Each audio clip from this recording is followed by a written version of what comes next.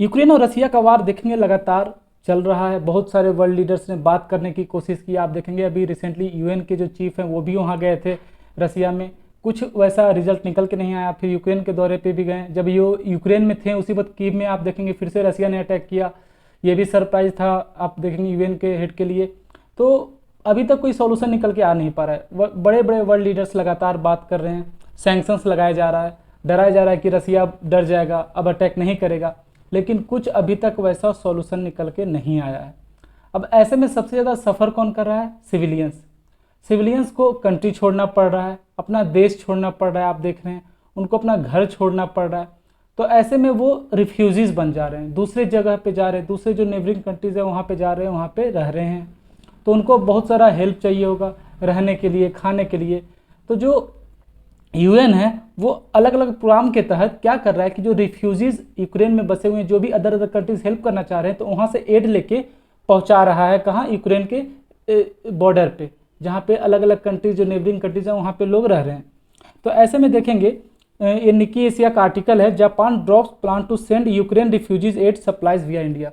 तो आप बोलेंगे चलिए सब तो सही चल रहा था कि जापान अलग अलग यूएन जो है प्रोग्राम चला था जिसके तहत रिफ्यूजीज़ को एड दिया जा रहा था। तो फिर जापान यहाँ से कहाँ से आया? तो देखिए उसी एड के तहत यहाँ पे जापान ने बोला कि ठीक है, इंडिया में जो एड आपका देखेंगे इकट्ठा हो गया है, हम उसको प्लेन से लेंगे और उसके बाद यूक्रेन बॉर्डर पे जाएंगे, वहाँ जो रिफ्यूजीज़ हैं उनको हेल्प करेंगे, क्योंकि यूएन प्रोग्राम के तहत चल रहा है सब कुछ। अब देखिए मैटर क्या हो गया यहाँ पे, जापान ने ऐसा क्यों बोला कि अब हम लोग प्लान कैंसिल कर रहे हैं, इंडिया से हम लोग एड नहीं लेंगे। हुआ क्या कि कुछ दिन पहले जापान बोला कि ठीक है आपके यहाँ जो एड है हम लेने आ रहे हैं, हमारा प्लेन का उतरने का परमिशन दीजिए, उसके बाद हम यूक्रेन में जाएंगे। लेकिन इंडिया ने यहाँ पे मना कर दिया, बोला हम आपके प्लेन को एंट्री यहाँ पे नहीं दे रहे हैं। आप बोलेंगे सर इंडिया तो हमारा फ्रेंडली कंट्री है, हम उसको एंट्री क्यों नहीं दिए? देखिए हुआ क्या, जापान जो है अपना मिलिट्री प्लेन लेके आ रहा था।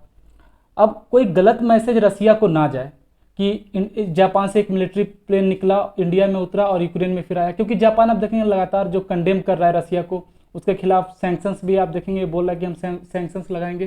तो ऐसे में देखिएगा कि जो इंडिया है उसने ये सिर्फ बोल के मना कर दिया कि आप कॉमर्शियल फ़्लाइट लेके आइए, हम मिलिट्री फ़्लाइट से जो है आपका परमिशन नहीं देंगे, आप कॉमर्शियल फ़्लाइट लेके आइए और यहाँ से एड उठाइए और वापस आप जो हेल्प कर सकते कर दीजिए। क्योंकि आप देखिए इंडिविजुअली अगर देखें तो इंडिया भी जो है लगातार एड भेज रहा है यूक्रेन में। इससे पहले से अभी आप देखेंगे स्टार्टिंग से ही इंडिया जो है लगातार एड सेट करता आ रहा है। तो यहाँ पे देखिए जापान अब क्या बोला कि ठीक है आप हम मेरा मिलिट्री प्लेन का परमिशन नहीं दिए, अब हम एड लेने अभी फ़िलहाल तो अब नहीं आ रहे हैं। तो अब उनके पास ऑप्शन क्या है? बताया जाता है यहाँ इंडिया और यूएई में एड का जो एक जगह इकट्ठा हो रहा था। तो अब जापान ने बोला है कि अब हम लोग जो है अकेले सिर्फ यूएई से एड लेंगे और उसके बाद यूक्रेन का बॉर्डर पे सप्लाई करेंगे, अब इंडिया से हम लोग एड नहीं लेंगे। अब जब ये मना किया गया था कि इंडिया ने मना किया, तो आप देखेंगे जापानी मीडियाज़ ने भी बहुत बढ़ चढ़ के इसको कवरेज दी थी।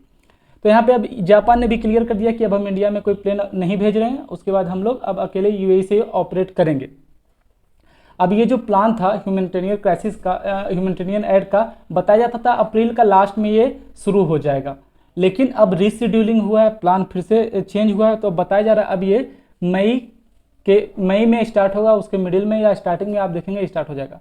तो कुल मिला के जो भी यहाँ थोड़ा बहुत आप देखेंगे इस बीच को लेकर टेंशन चल रहा है थोड़ा बहुत यूक्रेन और रसिया के बीच में, इसका सबसे ज़्यादा आप देखेंगे अभी सफ़र यहाँ सिविलियंस करते हुए आपको दिख रहे हैं। ह्यूमैनिटेरियन क्राइसिस अगर देने पे भी देखें तो लगातार कुछ ना कुछ अड़चन आ रही है, वैसे लगातार कंट्रीज बढ़ चढ़ के सपोर्ट कर रही है। अब ऐसे में देखेंगे कंट्रीज जो है लगातार रसिया पे प्रेशर बना रही है कि आप जो है वार रोक दें, लेकिन यहाँ पे लीडर से बात करने की जगह लगातार सैंक्शंस लगाए जा रहे हैं। वेस्ट और अब रसिया में देखेंगे दूरियां बढ़ती जा रही है, ज़्यादातर ऑर्गेनाइजेशन से बड़े बड़े ऑर्गेनाइजेशन से उससे रसिया को निकाला जा रहा है। तो आप देखेंगे कहीं संवाद करने का एक प्लेटफॉर्म ये लोग निकाल नहीं पा रहे हैं। तो ये जो इसका रिजल्ट है, इम्पैक्ट आप देखेंगे कि ये फाइट और ज़्यादा लंबा चलेगा और कोई सॉल्यूशन अभी नियर बाय में तो अगर इस तरह चलता रहा तो नहीं निकलेगा।